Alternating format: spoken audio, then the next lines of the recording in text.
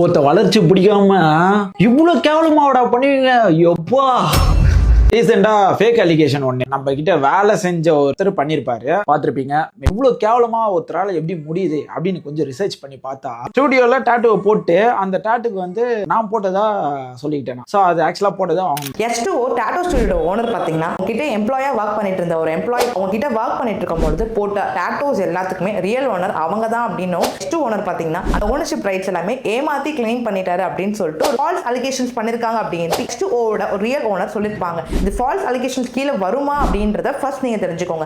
இன்ட்ரெஸ்டிங்கா உங்களுக்கு லீகல் அப்படின்னு சொல்லி கொடுத்துட்டு இருக்க உங்க அர்னி அட்வொகேட் பேஜை ஃபாலோ பண்ணாம இருக்கீங்க அப்படின்னா ஃபாலோ பண்ண மறந்துடும். இடத்துல நீங்க ஒர்க் பண்ணிட்டு இருக்கீங்க அப்படின்னும் போது நீங்க பண்ற எல்லா வேலையுமே, அதாவது நீங்களே உங்க ஓன் எஃபர்ட்ஸ் போட்டு எந்த வேலை பண்ணாலுமே ஓனர்ஷிப் ரைட்ஸ் பாத்தீங்கன்னா கண்டிப்பா எம்ப்ளாயர் தாங்க போய் சேரும். இந்த இடத்துல S2O ஸ்டுடியோ ஓனர் நினைச்சாங்கன்னா தாராளமா காப்பி ரைட் கிளைம் பண்ணிக்க முடியும். அதுக்கு முன்னாடி அவங்க அக்ரிமெண்ட்ல பாத்தீங்கன்னா ஒரு கிளாஸ் ஆட் பண்ணிட்டு இருந்திருக்காங்க. நீங்க ஒர்க் பண்ணிட்டு இருக்கும் போது எந்த டாட்டோ போட்டாலும் ஆர்டிஸ்டிக் ஒர்க் பண்ணியிருந்தாங்களோ எல்லாமே ஓனரை மட்டும்தான் சேரும். விட்டுட்டு வெளியே போனா கூட அதுக்கு காப்பிரைட் கிளைம் பண்ணிக்க முடியாது. S2O ஸ்டுடியோ ஓனர் நினைச்சாங்கன்னா தாராளமா அந்த பர்டிகுலர் பர்சன் மேல லீகல் ஆக்ஷன் எடுக்க முடியும்.